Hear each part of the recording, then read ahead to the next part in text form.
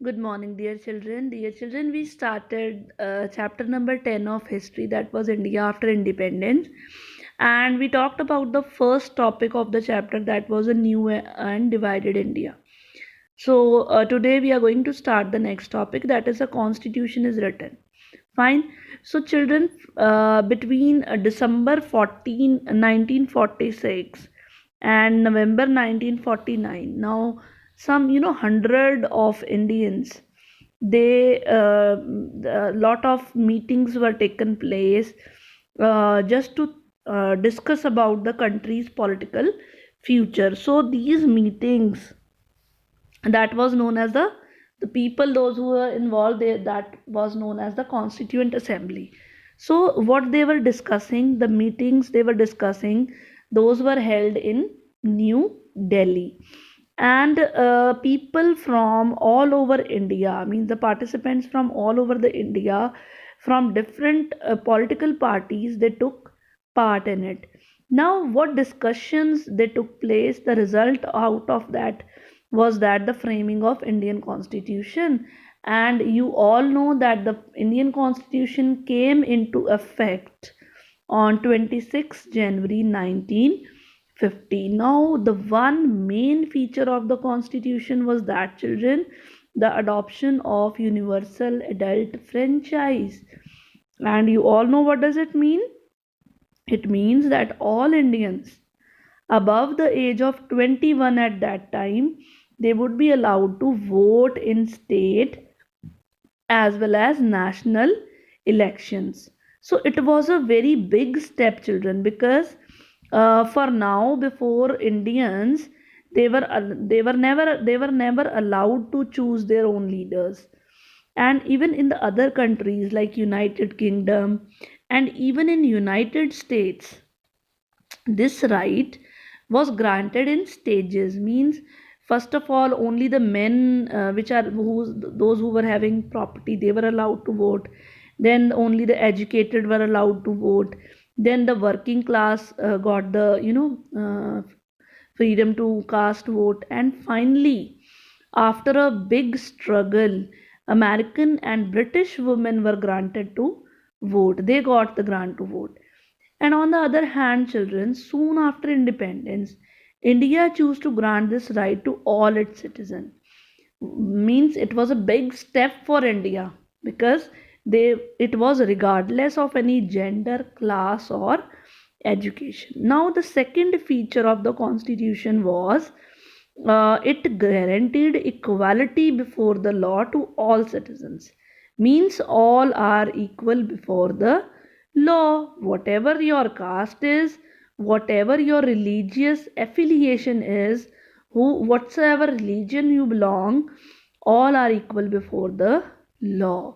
There were some Indians who wished that the political system of the new nation should be based on Hindu idols, and that India should be a Hindu state.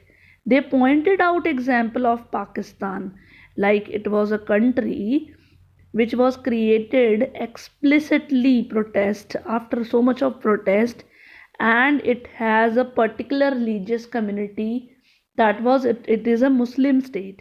So they wanted that India should also be a Hindu state. Fine.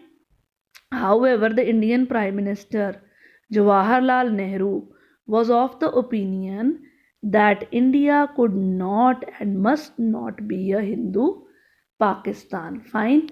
So they were not favor in that. They said that it should be for all. Now the third feature was that it offered special privileges for the poorest and most disadvantaged Indians. So that was the third feature. The practice of untouchability, fine, that was described as a slur and a blot on the fair name of India. It was abolished. Hindu temples were open, which were previously open only for high castes, fine, were thrown open to all, even for the untouchables. Fine. After a long debate, the Constituent Assembly they recommended that certain privileges or the seats in legislature as well as jobs in government should be reserved for the members of lower caste. So it was also done. Then after that, it had been argued by some that untouchable, as they are known as Harijan candidates, did not have good enough grades to get into the prestigious Indian administration services. But as one member of the Constituent Assembly, H.J. Khandekar, argued, it was the upper caste who were responsible for Harijans being unfit today. Addressing his more privileged colleagues, Khandekar said, "We were suppressed for thousands of years. You engaged us in your services to serve your own ends and suppressed us to such an extent that neither our minds, nor our bodies, and nor even our hearts work, nor are we able to march forward." So some people they argued that they are not fit for job, even they can't get good marks and so on. So this Khandekar, Mr. This H.J. Khandekar, he talked about this. He said that you people have only suppressed us on different grounds. We were serving you people. That's the reason why we were not able to be fit for anything. Fine. Now, along with the former untouchables, the Adivasis, the scheduled castes, they were also granted a reservation in seats and jobs. Like the scheduled caste, these Indians too had deprived and discriminated. So they were also discriminated previously. So they were also, even the tribals, they were deprived of getting modern healthcare and education. Fine. And even their lands and forests have been taken away by more powerful outsiders. So the new privileges granted them by the constitution were meant to make amends for this. Fine. So the Constituent Assembly spent many days discussing the powers of the central versus those of the state government. So they talked about the powers. Some members thought that the center's interest should be foremost. Only a strong center, it was argued, would be in position to think and plan for the well-being of country as a whole. So some people they said the center should be more strong so that they can easily hold the whole country. Fine. Other members they felt that the provinces should have great autonomy and freedom. So the others thought that the states should have more, uh, freedom. A member from Mysore feared that under the present system, democracy is centered in Delhi and it is not allowed to work in the same sense and the spirit in rest of the country. So one person from Mysore, he was saying that democracy is centered in Delhi and it is not allowed to work in the same sense. It can happen that the democracy in Delhi will not be able to work in the same sense as it is working in Delhi. It can be that it is not working somewhere else in other states. Fine. A member from Madras insisted that the initial responsibility for the well-being of the people of the provinces should rest with the provincial government. The other said the state government should be responsible of the state affairs. Fine.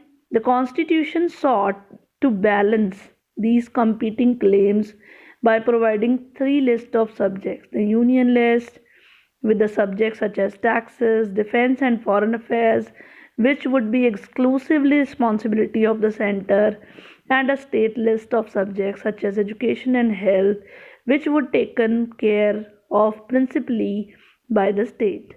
So a concurrent list under which would come certain subjects such as forest and agriculture, in which the center and the states would have joint responsibilities. So they have distributed the responsibilities in this way. Fine. Another major debate in the Constituent Assembly that was related to language. Many members believed that English language should leave India with the British rulers only. Fine. So its place, they argued, should be taken by Hindi. They were saying that now English people have gone, so we will not use English now. But the others said no.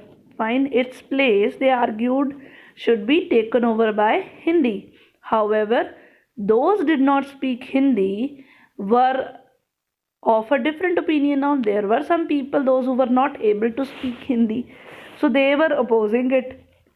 Fine, however, see, speaking in the assembly, T.T. Krishnamachari, he conveyed that he conveyed warning. What warning? On behalf of people in the south, as you know that south people, they don't know how to speak Hindi, but they can easily speak English. So he warned people that the people of south, some of whom threatened to separate from India if Hindi was imposed on them, a compromise was fine. Now he said that they will be separated then if you are going to, uh, if you are going to push them to speak Hindi, maybe they can be, they threaten you to separate themselves.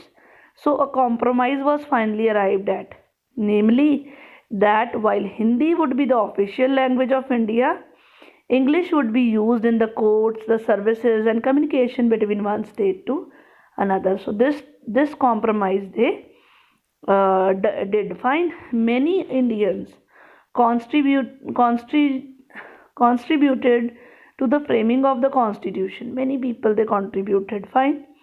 But perhaps the most important role was played by Dr. B.R. Ambedkar. All were performing their job, but the most important role was played by Dr. B.R. Ambedkar. He was the chairman of the drafting committee, and under whose supervision the document was finalized. In his speech to the